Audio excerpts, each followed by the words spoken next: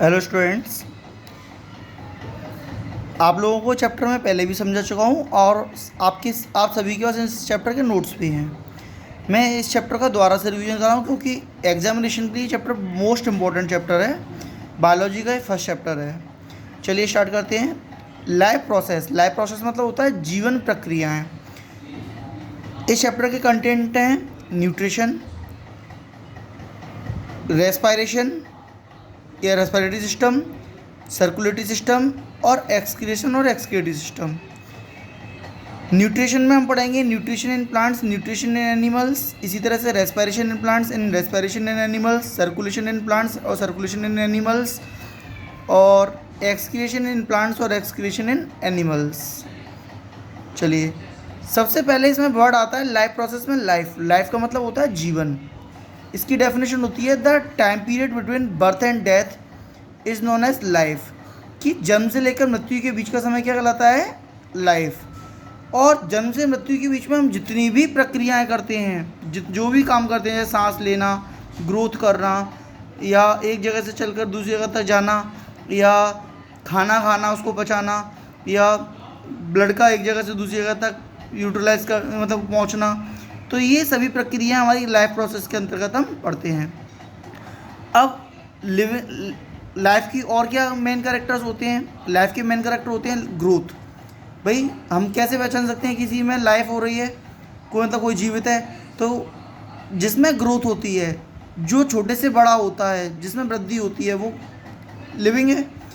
Locomotion and movement, जो अपनी इच्छा से एक जगह से चल फिर सकता है या अपनी इच्छा अपनी ज़रूरत के अकॉर्डिंग अपनी बॉडी में मूवमेंट करता है, वो भी लिविंग होते हैं।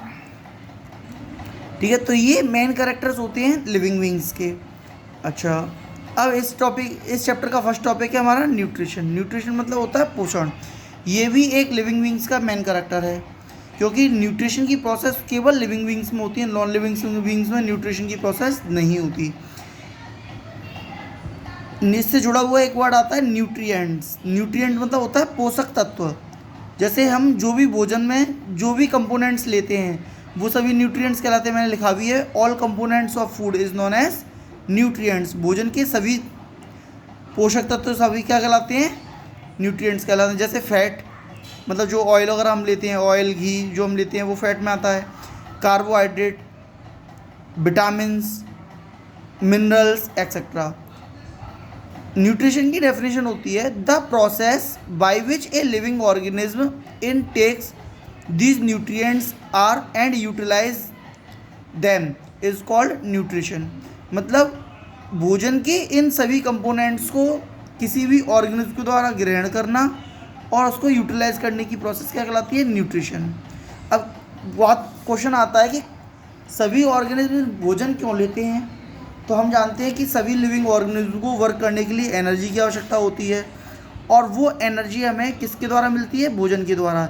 इसलिए भोजन लेना अति आवश्यक होता है। इसलिए सभी लिविंग ऑर्गेनिज्म, चाहे वो छोटे से छोटा हो या बड़े से बड़ा हो, वो फूड एब्जॉर्व करता है और उसको डाइजेस्ट करता है।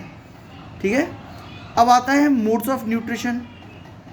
मोड्स ऑफ न्यूट्रिशन दो तरह की होती हैं, या मोड्स ऑफ न्यूट्रिशन बोल रहे हैं हम उसको, काइंड्स ऑफ न्यूट्रिशन बोल रहे हैं। तो मोड्स ऑफ न्यूट्रिशन दो की बेस पर ऑर्गेनिज्म दो तरह के होते हैं, ऑटोट्रॉपिक और हेटेरोट्रॉपिक।